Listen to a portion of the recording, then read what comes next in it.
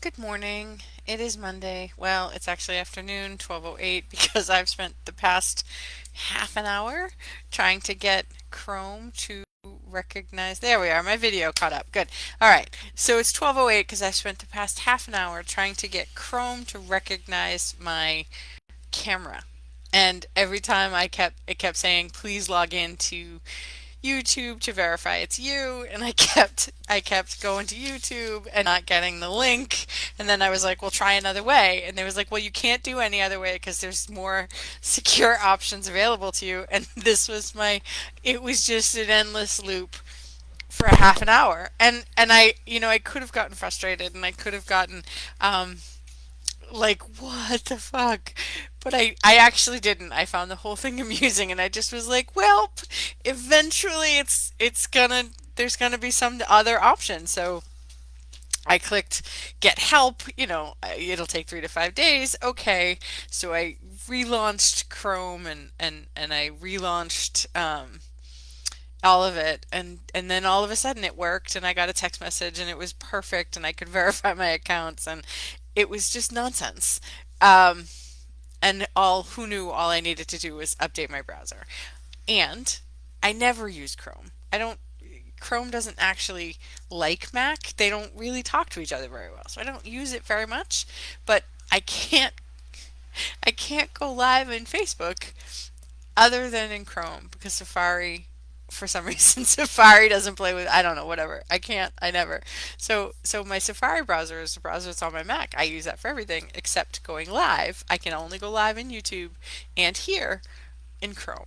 I've never it just is. So I was like, well, we'll get there eventually, and it just the whole thing could have frustrated, really could have. It could have been incredibly frustrating when technology doesn't do what you want it to do. It can be incredibly frustrating. But I just found the whole thing amusing, and there's been times when I have been frustrated, but today was not that day. And so it is Monday. It is September 2nd. It is 12:11 now after my 3-minute description of my technological woes.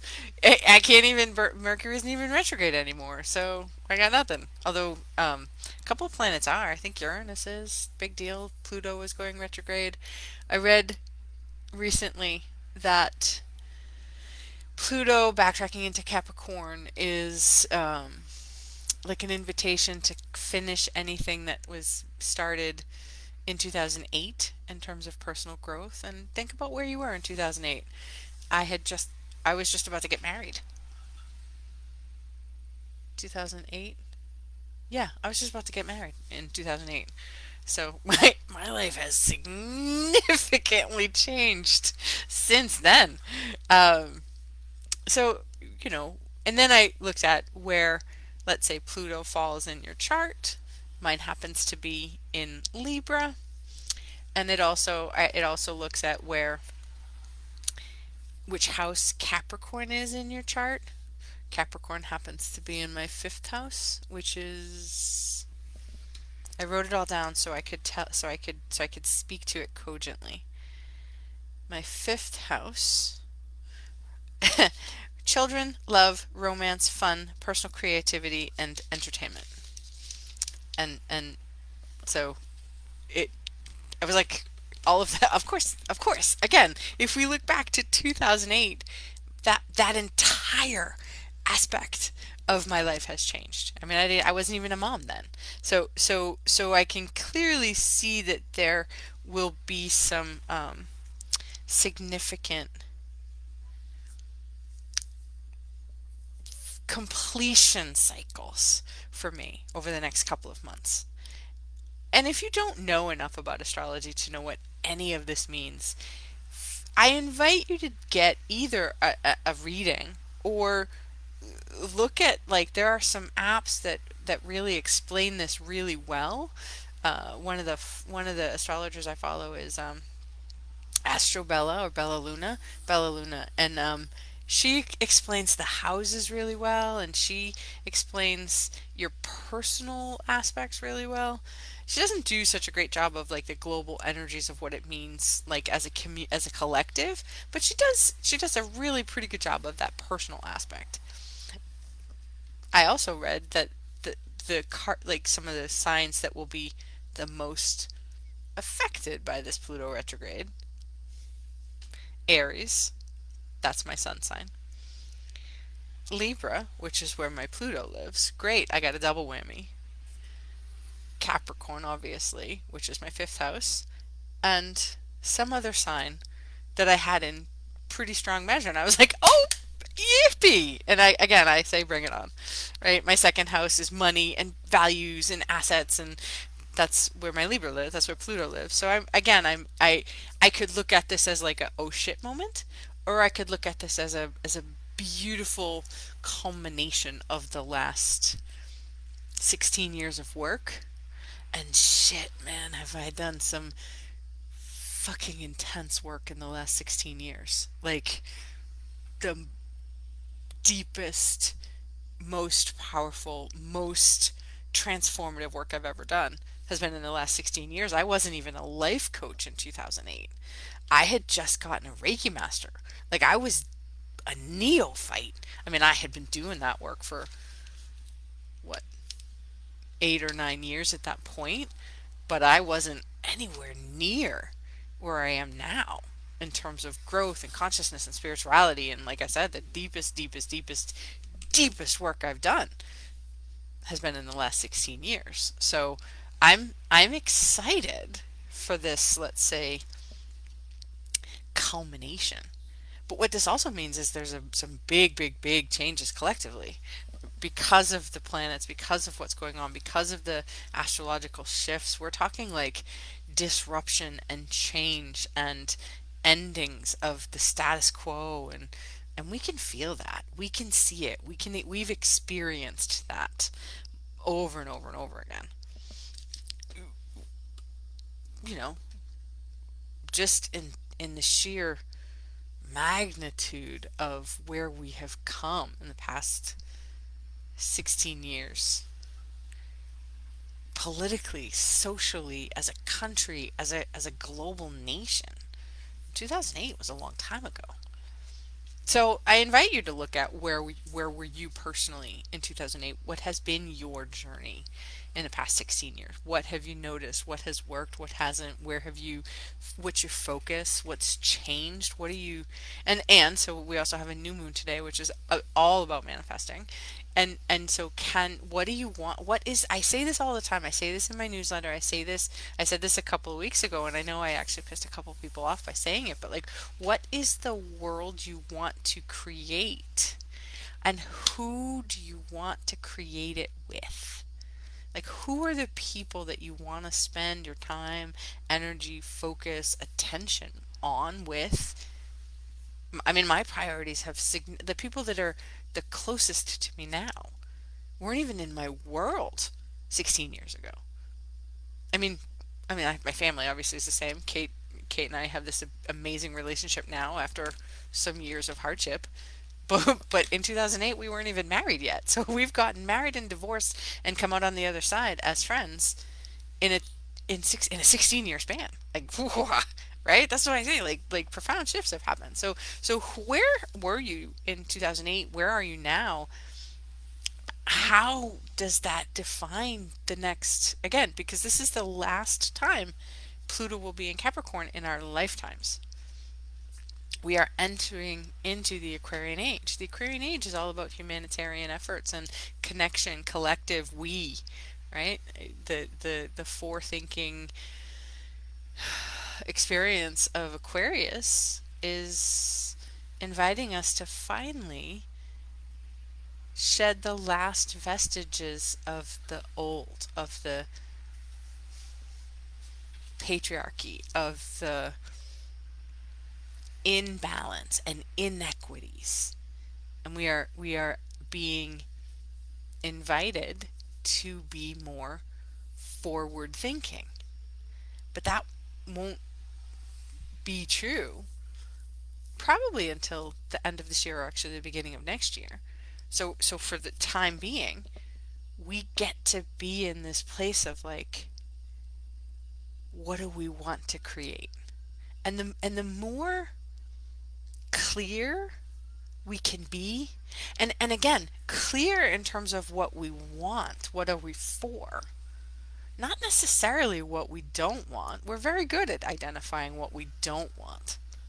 But the question is, what do we want? If all things were equal and there was no limits, what would you ask for? What is the world you want to live in? What are the values you want to put your attention on? In my group healing last week, we did, oh, it was so powerful. It was so powerful. It was the Mary Magdalene came through and her team, which was fucking amazing, and asked us to helped us rebuild our temple. Our temple is this place that holds our divine spark, the part of us that is divine. Our essence, our internal core is divine. It's never been separated, it's never been wounded, it's never been anything, it's never been born, it's never died. It is divine. It is our true, magnificent brilliance. It is the God spark within all of us. And for women, I think, or I think for most people, but I know for women, it's in our womb. It's in our second chakra. It's in that place of the life force within us. I believe that's true for everybody, but again, I can't. I don't have a lived experience as a man in this lifetime, but I think it's true for all of us. Even if you don't have a womb, that's our God force because it's the second chakra, and the second chakra is the birth of divine feminine, which is the God spark. So for sake of purposes, we focused on the second chakra, but we focused on the internal temple, and we rebuilt everybody's temple, and for each person that was in the healing or got the healing, the question was asked is, what do you want your temple to be? What are your building blocks of your temple? So if you're interested in the recording, please let me know, because this was a powerful healing. And then I did, with our manifesting class, I did that healing the very next night. I did it as a meditation, which I've now since recorded as its own thing, which I will also, I haven't put it on my website yet, but I will. I do have a page on my website specifically for like meditations and classes that you can purchase. But the building your temple meditation isn't up there yet. So if you're interested, let me know and I'll figure out how to get it to you. I probably won't charge more than $10 for it, but either way, the every single person got asked, what are the pillars, what does your temple look like? And it was really cool to, doing a healing for a group means I'm holding space for the entire group, and the team comes in and does the healing, but I get to like energetically interact with every single person because I'm the one holding the space. The healing comes through me. I'm not doing it. It's coming through me, but I get to energetically connect and communicate with everybody in the healing. And so when I asked each person energetically, or what are your pillars, what are you creating your temple with, every single person had a different response. And the people who were live on the healing, when we talked about it afterwards, their responses, their experience within the healing mirrored what I had heard them say or seen when we were in an energetic exchange. So it was really cool to have that confirmed. And so now my question to you is, what are your pillars? What is your temple made of? I mean, my pillars, some of them were hard work and honesty and integrity, self-determination. These are the things that like I value. Also compassion and fun and play. These are my essences. I mean, anybody who knows me knows I'm all of these things, but they are the things that make up who I am. Commitment and passion. I mean, again, I'm one of the most passionate people I know. And at the door of my temple And my temple was it was magical. It was reds and oranges and plush and comfort and sort of there was like cushions and seats and places of learning and and a place to come and commune and connect with each other, but with God. And again, all of the things I teach, all of the things I want for the world I live in is a world where we all have enough. Where there's no us, there's no them, there's just us. There's no countries or boundaries or any of it. It's just all are welcome. That was on the door of my temple. It said all are welcome here. And even like I there was like a sense of like, come in and I'll help you build your temple. The first one's always free, but you have to be willing to do the work. And at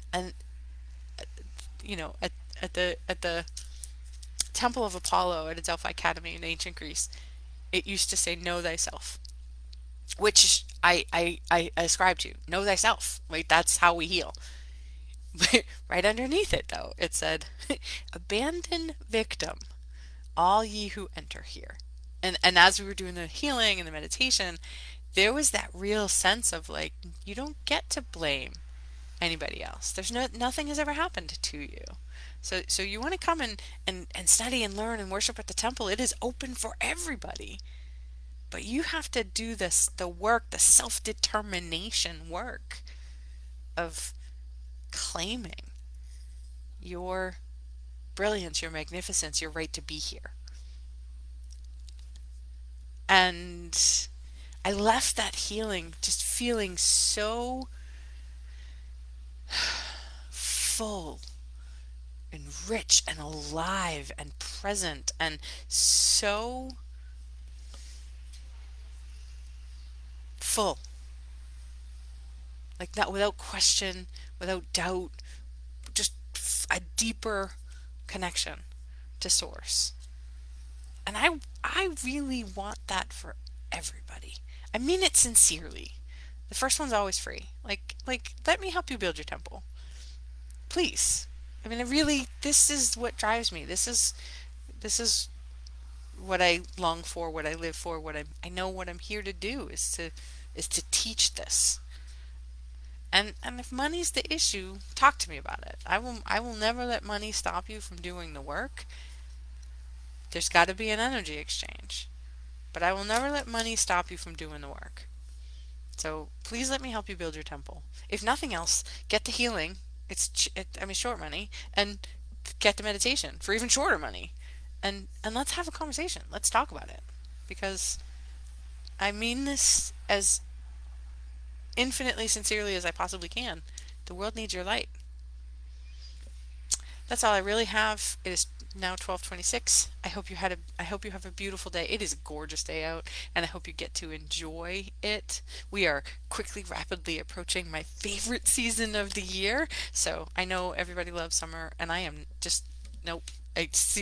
Summer is just a gateway to fall for me, and the closer we get, the more I get excited for sweatshirts and hoodies and apples and even pumpkin. Um, Fall colors. My whole temple was decorated in fall colors, reds and oranges and yellows, and it was fall colors in there. It was warm. It was inviting. Again, God knew what He was doing. So I hope you have a beautiful Monday, and drop me a line. Let me know if this resonated, and I will see you next week.